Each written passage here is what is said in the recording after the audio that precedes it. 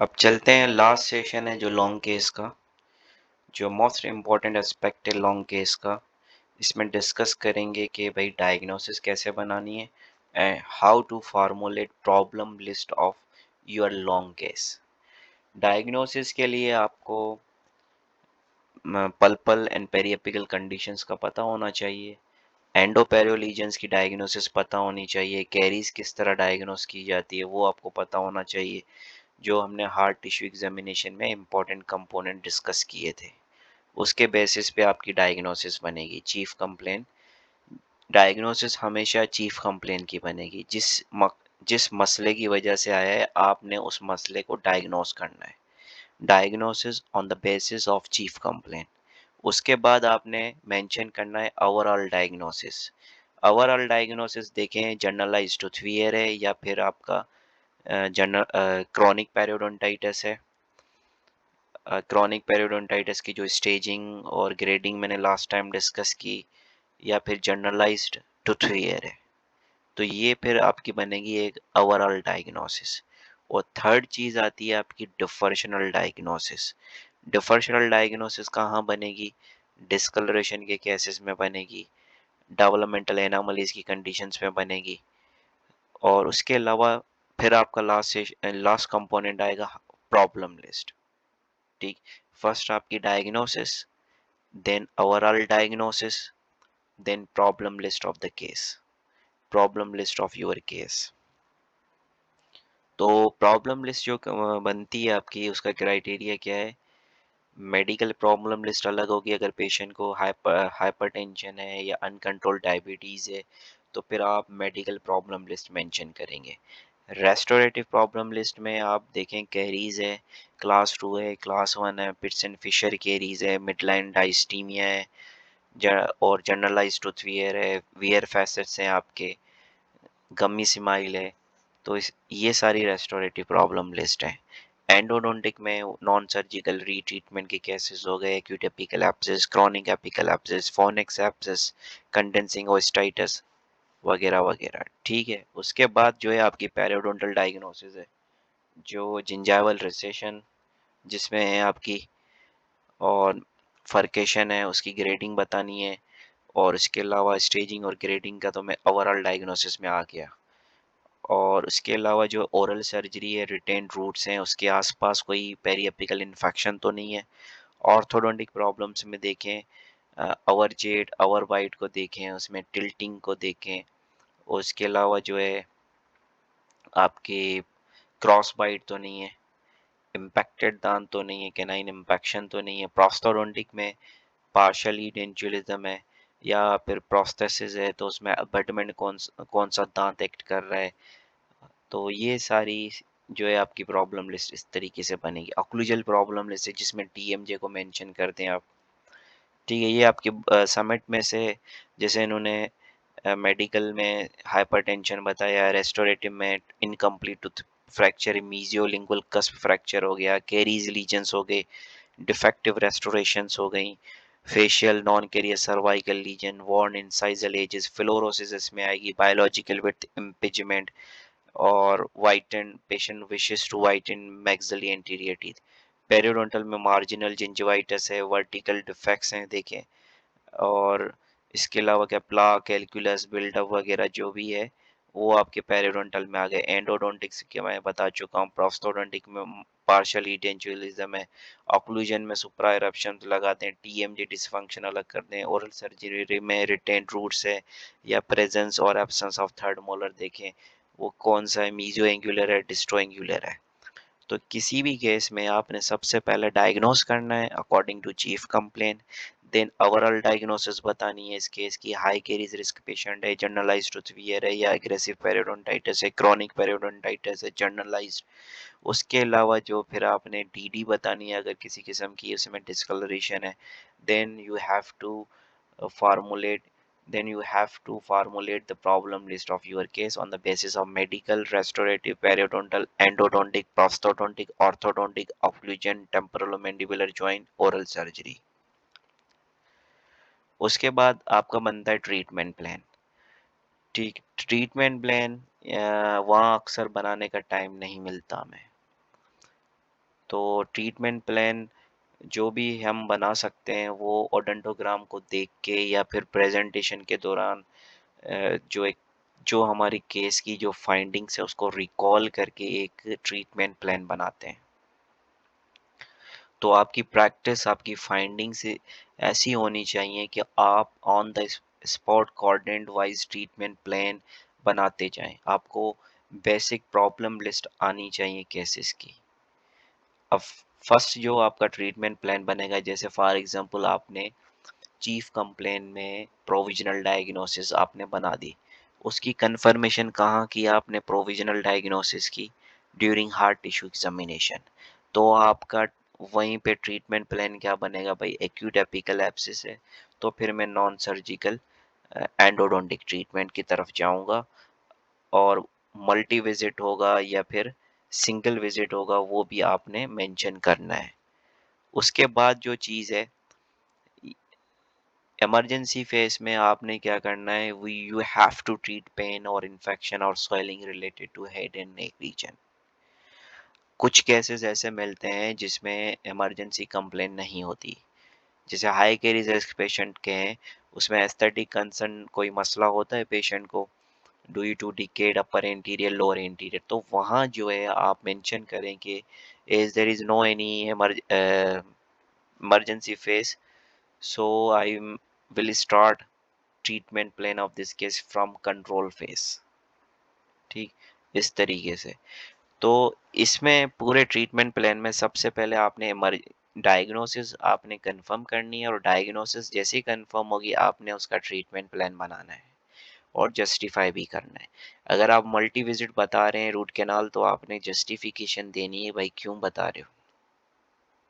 ठीक, उसके बाद जो है कंट्रोल फेस है।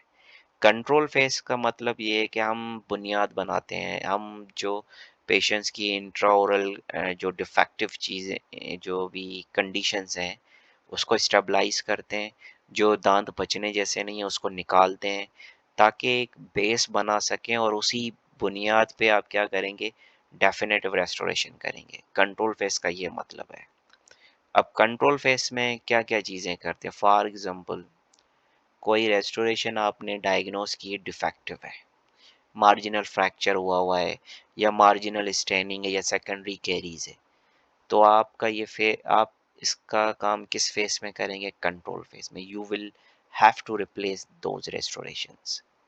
अगर आपने पिट्स एंड फिशर कैरीज देखी है तो आप क्या करेंगे, और हाई कैरीज रिस्क पेशेंट है तो आप इसको कंट्रोल फेस में लेके जाएंगे। You will seal the susceptible pits and fissure caries. कभी कभार हम डिसाइड नहीं कर पाते कि भाई यहाँ हम सीलेंट्स दें या फिर प्रिवेंटिव रेजन रेस्टोरेशंस दें, तो आप इन्वेस्टिगेशंस बाइट विंग रेडियोग्राफ मांग लें। बाइट विंग रेडियोग्राफ में अगर डेंटिन इन्वॉल्वमेंट है तो फिर आप प्रिवेंटिव रेजन रेस्टोरेशन की तरफ जाएंगे, अदरवाइज आप किसकी तरफ जाएंगे? सीलेंट्स की तरफ। अगर कोई ओपीजी में आपने देखा है उसने प्रीवियस रूट कैनाल करवाई हुई, उसको सिम्टम्स नहीं है लेकिन पेरिएपिकल रेडियोलेशंसी है, शॉर्ट ऑब्जुरेशन है, तो आप उसको रीट्रीट करेंगे।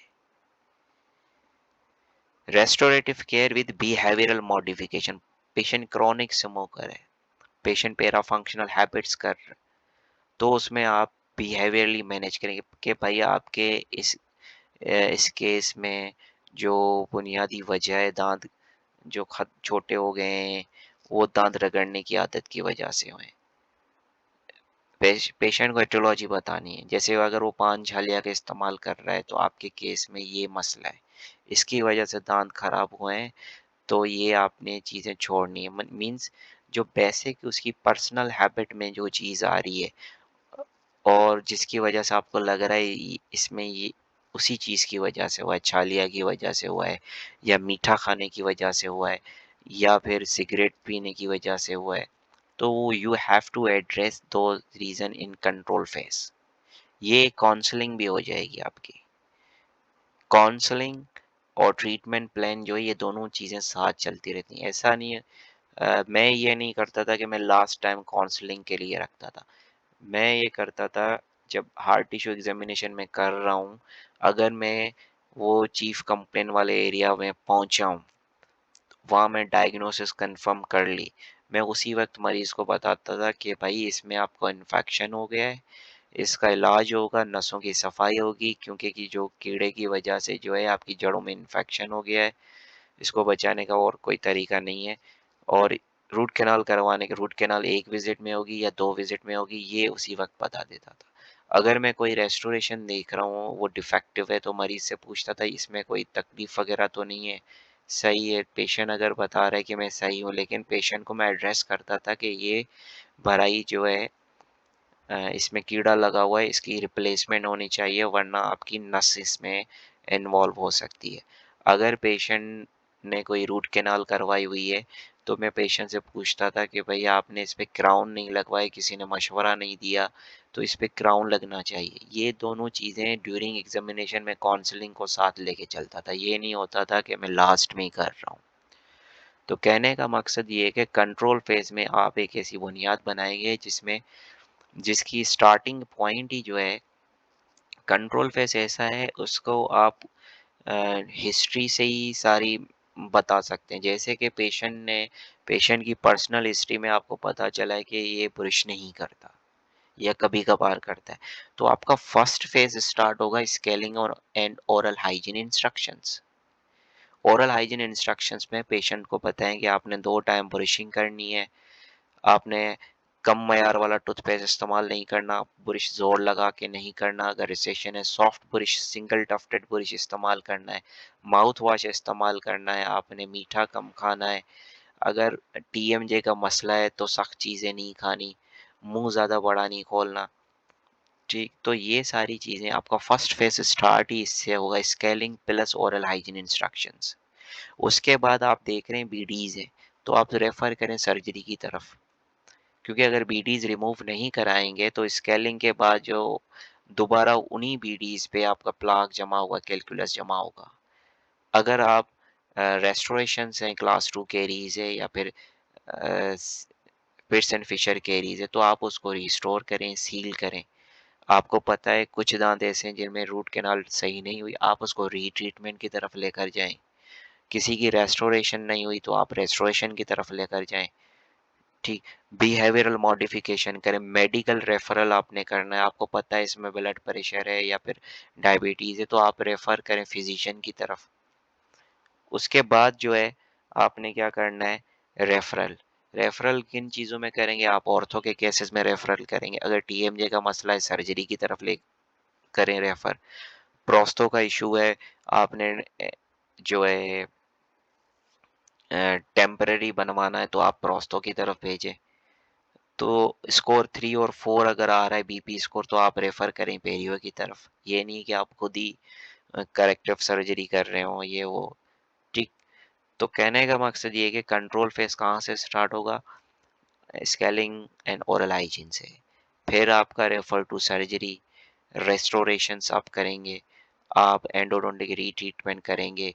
आपने जो चीफ कंप्लेन में अगर रूट कैनाल शुरू की है, जो मल्टी विजिट, उसको आप कंट्रोल फेज में कंप्लीट करेंगे, रेस्टोरेशंस करेंगे आप।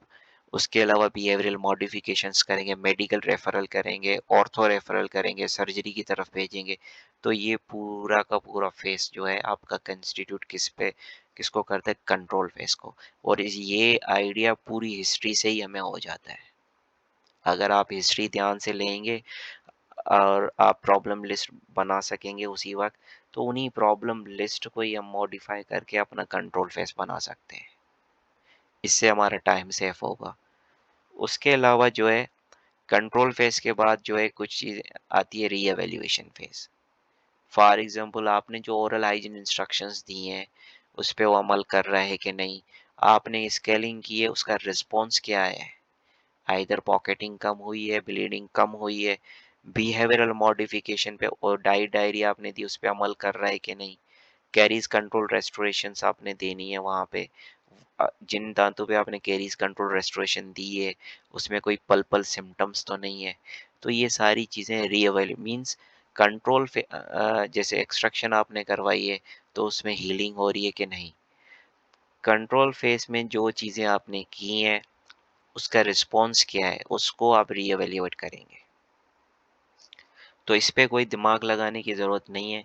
आपको जो है कंट्रोल फेस का आइडिया पूरी हिस्ट्री से ही हो जाएगा, स्टार्टिंग फ्रॉम हिज और her personal history, medical history, dental history से लेके हार्ट टिश्यू एग्जामिनेशन तक आपको कंट्रोल फेस का ट्रीटमेंट वहीं मिल जाएगा। रीएवैल्यूएशन फेज, रीएवैल्यूएशन फेज के बाद एक और फेज होता है रिकंस्ट्रक्टिव फेज। ये स्पेशली जनरलाइज्ड टूथ वियर के केसेस में होता है, जिसमें हमें बाइट रेज करनी है, हमें लिमिटेड इंटरअक्लूजल स्पेस है तो उसको गेन गेन कैसे करना है, सुपर इरप्शंस उसको कैसे मैनेज करना है, पोस्ट एंड कोर है उसको कैसे करना है, स्प्लिंट देना है कि नहीं, रिकंस्ट्रक्टिव फेस या री इंट्रम फेस इसको कहते हैं। ये जनरलाइज ट्रूथ वियर का कोई केस हुआ तो उसमें मैं डिटेल में डिस्कस करके बताऊंगा what do you mean by interim और रिकंस्ट्रक्टिव फेस। ठीक। फाइनल जो चीज आएगी वो आएगी आपकी डेफिनेटिव फेस, मोस्ट इंपॉर्टेंट है। मीन्स पूरे ट्रीटमेंट प्लान में आपकी दो ही चीजें इंपॉर्टेंट, इमरजेंसी फेस और डेफिनेटिव फेस। क्यों? क्योंकि इमरजेंसी फेस का जो ट्रीटमेंट प्लान है वो डिपेंड करता है आपकी डायग्नोसिस पे। आपने डायग्नोसिस सही नहीं की, आप फेल है। डायग्नोसिस सही नहीं की, आपका ट्रीटमेंट प्लान पूरा का पूरा फेल है। तो आपको डायग्नोसिस पे बहुत काम करना है। कंट्रोल फेस आपको हिस्ट्री से मिल जाएगा, आप जैसे हिस्ट्री लेते जाएंगे आप माइंड में बनाते जाएंगे, अगर ये मेडिकल प्रॉब्लम है तो मैं ज़रूरी है कि मैं इसको रेफर करूंगा, अगर ओरल हाइजीन में मीठी चीज़ें खा रहा है तो मैं डाइटरी इंस्ट्रक्शंस दूंगा, स्मोकर है तो मैं स्मोकिंग के बारे में पेशेंट को बताऊंगा, बिहेवियरली मैनेज करूंगा। तो इसका ट्रीटमेंट आपको ड्यूरिंग हिस्ट्री पता चल, आपको काम करना है इमरजेंसी और डेफिनेटिव फेस पे। क्योंकि डेफिनेटिव फेस में क्या होता है कि जिन दांतों में आपने कैरीज कंट्रोल रेस्टोरेशन की है उसको रिप्लेस करेंगे डेफिनेटिव से, ट्रॉमेटिक टूथ है तो उस पर क्राउन प्लेस करेंगे, मिसिंग टीथ है उसको आप रिप्लेस करेंगे फिक्स प्रोस्थेसिस और इम्प्लांट से। उसके बाद जो लास्ट चीज आती है मेंटेनेंस फेज। आप हर कंडीशन का मेंटेनेंस फेज अपनी कॉपी पे लिख लें, वहाँ टाइम नहीं मिलेगा कि आप सोच के बताएं कि इसमें जो है इसका जो मेंटेनेंस फेस होगा वो ये होगा। मेंटेनेंस फेस में ये है कि आप पेशेंट को, it is on going phase, ये ट्रीटमेंट प्लान के साथ ही होता है, it is on going phase to maintain the results of previous treatment, prevent recurrence of the disease. ये सारी चीज़ें इसमें आती हैं आपकी। फॉर एग्जांपल मैं आपको हाई केरीज रिस्क पेशेंट है उसका उसका मेंटेनेंस फेस बताऊं, उसमें आप पेशेंट को क्या करेंगे, रिकॉल करेंगे एवरी 3 मंथ्स। उसमें क्या करेंगे, oral hygiene, home care procedures को रिव्यू करेंगे, इवेल्युएट करेंगे, prophylaxis followed by fluoride varnish by varnish application is accomplished. Caries risk assessment दोबारा से करेंगे, जो आपने प्रीवियस हिस्ट्री में रिस्क फैक्टर्स देखे थे उसमें कोई चेंजिंग आई है कि नहीं, आपने जो डाइट डायरी दी थी, डाइटरी इंस्ट्रक्शंस दिए थे उसको रिव्यू करेंगे, पेशेंट को प्रिस्क्राइब करेंगे, कंटिन्यू इंस्ट्रक्ट करेंगे continue to use xylitol bubble gum. Salivary evaluation आप 6 मंथ्स में कंप्लीट करवाएंगे, bite wing radiographs on annual basis करेंगे ताकि आपको पता चले कि उसमें कोई रिकरेंट कैरीज तो नहीं हुई। इस तरीके से टूथ वियर का जो मेंटेनेंस फेस है, पेरियोडोंटल डिजीज का जो मेंटेनेंस फेस है, अगर आपने इम्प्लांट दे रहे हैं तो इम्प्लांट का मेंटेनेंस फेस है, पोर्सलिन वीनियस दे रहे हैं तो उसका मेंटेनेंस फेस अलग है। तो हर मेंटेनेंस फेज आप अपनी कॉपी पे हर कंडीशन का बना के लिख लें, ताकि वहाँ पे आपको सोचना नहीं पड़े कि मैं ये करूँगा, मैं वो करूँगा। ठीक। तो पूरे ट्रीटमेंट प्लान को अगर मैं सिंपलीफाई करूँ तो उसमें सबसे इम्पोर्टेंट दो चीज़ें जिस पे आप रिस्क नहीं ले सकते, एक है डायग्नोसिस, दूसरा है डेफिनेटिव फेस। देखिए डेफिनेटिव फेस में जो चीज़ आप बता रहे हैं, डेफिनेटिव फेज में जो ट्रीटमेंट प्लान बनता है, फॉर एग्जांपल मिसिंग दांत है तो पेशेंट को बताएंगे कि ये दांत मिसिंग है और हमारे यहाँ 3 ऑप्शंस है, दांत 3 तरीके से लगते हैं, फिक्स एक स्क्रू टाइप लगता है, दूसरा जो है ब्रिज टाइप लगता है जो जिसमें 2 दांतों का सहारा लेते हैं हम लोग, और जो तीसरा है जो हटाने वाले जो दांत है। तो आपने जो है एक आइडियल जो है इम्प्लांट अगर बता रहे हैं तो इम्प्लांट को जस्टिफाई करना आना चाहिए। फॉर एग्जांपल वहाँ पे अगर बोन बोन है, बोन लॉस ज़्यादा हुई हुई है, तो फिर आपका इम्प्लांट प्रोटोकॉल क्या होगा? ठीक है। अगर आप ग्राफ्ट दे रहे हैं तो ग्राफ्ट की इंडिकेशंस आपको पता होनी चाहिए। हॉरिजेंटल वर्टिकल रिज ऑगमेंटेशन जो है ये आपको पता होनी चाहिए। अगर आप ब्रिज दे रहे हैं तो अबेटमेंट सिलेक्शन अच्छे तरीके से आप करना जानते हो। ठीक। तो ये डेफिनेटिव फेस मींस जो आप ट्रीटमेंट प्लान बताएंगे ABC, आप उसको जस्टिफाई करें। और जस्टिफिकेशन कैसे आएगी? आपकी थोरो नॉलेज से आएगी, बुक्स से आएगी। इसीलिए मैं कुछ टॉपिक्स मेंशन कर रहा हूँ जिसके बेसिस पे आप वहाँ पे अपनी जस्टिफिकेशन दे सकते हैं। इम्पोर्टेंट टॉपिक्स ये हैं, ट्रीटमेंट प्लानिंग जो रोजेंशल वाला चैप्टर है, शिलेनबर्ग में इसके चार्ट्स बने हुए हैं। ये चैप्टर आपको आने चाहिए। Finger restoration of endodontically treated tooth, अगर किसी दांत की आपने रेस्टोरेशन रूट कैनाल की है तो उसमें रेस्टोरेटिव ऑप्शंस क्या होंगे? अगर आप क्राउन सेलेक्ट करें तो क्राउन क्या, कौन से टाइप का आप देंगे? पोस्ट एंड कोर का क्राइटेरिया आपको पता होना चाहिए, इसमें मैं फाइबर पोस्ट दूंगा या मेटल पोस्ट दूंगा या कास्ट पोस्ट दूंगा। उसके जो भी फैक्टर्स हैं, किसी भी एंडोडोंटिकली ट्रीटेड टूथ को जब रिस्टोर करते हैं तो उसका आपका क्राइटेरिया क्या होगा? पेशेंट की ऑक्लूजन देखते हैं, पैरा फंक्शनल हैबिट्स देखते हैं, amount of remaining tooth structure देखते हैं हम लोग, पेशेंट कॉस्ट देखते हैं। उसके अलावा पैरा फंक्शनल हैबिट्स हो गई और एस्थेटिक कंसर्न देखते हैं पेशेंट का। तो इसके बेसिस पे आप बताएंगे कि इसको मैं इस तरीके से रिस्टोर करूंगा। चीफ कंप्लेन वाला दांत है, रूट कैनाल तो करनी है हमें। अगर पूछें उसमें डेफिनेटिव रेस्टोरेशन क्या होगी तो उसकी जस्टिफिकेशन आनी चाहिए। इसके लिए आपको पीओपी समिट और रिसेंट में डेंटल अपडेट का आर्टिकल्स आए हुए हैं, वो अच्छे तरीके से पढ़ लें। इम्प्लांट, इम्प्लांट कौन से टाइप का दोगे?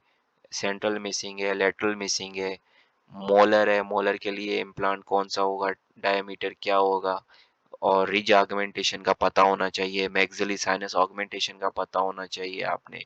एडजस्टेंट टूथ और एडजस्टेंट इम्प्लांट के दरमियान डिस्टेंस कितना होना चाहिए, अपिकल टू सीमेंटोनमल जंक्शन इम्प्लांट कितना होना चाहिए। तो जितनी ये इंपॉर्टेंट जो चीज़ें हैं इम्प्लांट से रिलेटेड वो आपको पता होनी चाहिए। You know how to manage supraerupted teeth, tilted teeth, how to manage limited interocclusal space, criteria for crown selection है। जर्कोनिया अगर बता रहे हैं तो जर्कोनिया की जितनी भी टाइप्स हैं, लिथियम डाइसिलिकेट है आपका, और फ्लेसफेथिक है, तो ये सारी आपको पता होनी चाहिए। अगर कोई पेरिएपिकल पैथोलॉजी आपको ओपीजी पे नज़र आ रही है तो आपको उसका डिफरेंशियल डायग्नोसिस आपको मालूम होनी चाहिए। सर्वाइकल मार्जिन रीलोकेशन का कॉन्सेप्ट पता होना चाहिए। पेरियो ट्रीटमेंट आपको पता होना चाहिए। नॉन सर्जिकल में क्या करेंगे, सर्जिकल में क्या करेंगे, सर्जिकल के मेथड्स कौन से हैं, रिसेक्टिव रीजनरेटिव थेरेपी, उसकी इंडिकेशंस, ग्राफ्टिंग कब करेंगे आप लोग। ठीक। उसके अलावा जो है जनरलाइज टूथ वियर है उसकी बीडीजी सीरीज प्लस केस रिपोर्ट्स, इसके बेसिस पे आप इसका ट्रीटमेंट प्लान सीख सकते हैं, जस्टिफाई कर सकते हैं अपने आप को। तो ये जितनी भी चीज़ें मैंने डिस्कस की हैं ये आपको वहाँ सपोर्ट करेंगी ट्रीटमेंट प्लान बनाने में। उसके बाद है मैं लास्ट में डिस्कस करूँगा। अब हमने पूरे लॉन्ग केस को कंप्लीट कर दिया। ठीक है, हमने स्टार्ट किया था इंट्रोडक्शन से और ख़त्म किया ट्रीटमेंट प्लान पे। ट्रीटमेंट प्लान मैंने डिटेल में डिस्कस तो नहीं किया लेकिन टिप्स बताई हैं, क्योंकि डिटेल में तभी डिस्कस हो सकता है जब इंडिविजुअल केसेस पे डिस्कशन हो। तो अगर हुआ तो मैं वो मेंशन करूँगा इंडिविजुअल केसेस के बेसिस पे ट्रीटमेंट प्लान। अब मैं बात करता हूँ इम्पोर्टेंट टिप्स की जो हमेशा हम भूल जाते हैं एंजाइटी की वजह से। ये जो टिप्स हैं वो आपको फॉलो करनी है during examination. Long case, specially long case की ये टिप्स हैं। सबसे फर्स्ट रूल है लॉन्ग केस में पास होने का, वो ये है कि कंट्रोल योर नर्व्स। आपको वहाँ पे अपनी नर्व्स पे कंट्रोल करना है और अपनी साउंड नॉलेज का अच्छे तरीके से इस्तेमाल करना है। तो सबसे जो इम्पोर्टेंट टिप है लॉन्ग केस में हम कहाँ फेल होते हैं, टाइम में। इफेक्टिव टाइम मैनेजमेंट हमें आनी चाहिए। आपको पता होना चाहिए इस कंपोनेंट में आपको इतना ड्यूरेशन, ये कंपोनेंट आपको इतने ड्यूरेशन में परफॉर्म करना है। अब 30 मिनट्स का टाइम है, आप जब इंटर होंगे, इंटर होने से कंसेंट लिया, कंसेंट से लेके presenting complain, history of presenting complain, personal history, उसके बाद मेडिकल हिस्ट्री, डेंटल हिस्ट्री, ये 3 मिनट्स में आपको कंप्लीट करनी है कैसे भी करके। उसके बाद एक्स्ट्रा ओरल एग्जामिनेशन है, वो भी 3 मिनट्स के अंदर करनी है। इंट्रा ओरल एग्जामिनेशन जो भी हमने डिस्कस की, soft tissue, hard tissue, occlusion, perio examination, वो 15 मिनट्स में। उसके बाद 5 मिनट्स आपने ट्रीटमेंट प्लान को देना है और 3 मिनट्स आपने अपने आप को रीओरिएंट करना है, सेल्फ ओरिएंटेशन करनी है, डिस्कशन विद द पेशेंट, वो काउंसलिंग हो गई, लास्ट में थैंक्स कहना है। तो मैंने इस तरीके से इसको डिवाइड किया है। सेकंड जो इम्पोर्टेंट टिप है वो ये कि आप जो बोर्ड लेकर जाएंगे, पेन लेकर जाएंगे, 2 पेन आपने इस्तेमाल करनी है और वो दोनों पेन पे कवर्ड हो, टैप लगा हुआ हो। Follow 3W rule during intraoral examination. इस रूल का मतलब ये है कि अगर कोई प्रॉब्लम है पेशेंट को, तो वो प्रॉब्लम कौन सी है, उसकी वजह क्या है और तुम क्या करोगे, हम लोग क्या करेंगे। कोई प्रॉब्लम अगर आप ड्यूरिंग एग्जामिनेशन देख रहे हैं तो उसको ऐसे नहीं हाँ ये है, लेकिन उसका ये देखें है क्यों। जब ये सोचेंगे किस वजह से, वहां आपको जवाब मिलेगा अब मुझे करना क्या है। उसके बाद जो है आपने पेशेंट से हिस्ट्री जब ले रहे हो तो पेशेंट को ट्रैक पे रखना है। कभी कभार पेशेंट से जो पूछ रहे होते हो तो पेशेंट 2-3 चीजें और आपको बताता है, आपको डाइवर्स करने की कोशिश करेगा, लेकिन आप क्या करेंगे, पेशेंट को ट्रैक पे रखेंगे ताकि आपका टाइम सेव हो। कंसेंट में do not take longer time in consent, examine the patient in cool calm manner में आपने पेशेंट को चेक करना, ये नहीं एकदम से। और खास करके एग्जामिनेशन के दौरान आपने पेशेंट को तकलीफ नहीं देनी, do not hurt the patient. कोई भी इन्वेस्टिगेशंस आपने इमीडिएटली नहीं मांगनी, do not ask study cast, EPT, OPG immediately. अच्छा, एग्जामिनेशन जब आप स्टार्ट करेंगे तो आप मास्क जो है वो फेस पे रखेंगे, put on face mask during examination. Intraoral examination में याद रखिएगा आपने ग्लव्स चेंज करने होते हैं, यूनिट की लाइट ऑन करनी है। उसके अलावा जो ट्रीटमेंट प्लान आपका बनेगा वो 2 कंडीशंस पे बनेगा, एक होगा आइडियल, दूसरा होगा पेशेंट सोशो इकोनॉमिक स्टेटस। तो ये जो है इम्पोर्टेंट टिप्स हैं। ये पूरा जो लॉन्ग केस का जो लास्ट फाइनल सेशन था वो हमने आज कंप्लीट किया है। अब एक और चीज़ है, how to present your long case, जिसका मैं टेम्पलेट शो करूंगा केस के साथ, आप वो उसको फॉलो कीजिएगा। तो ये यहाँ तक था।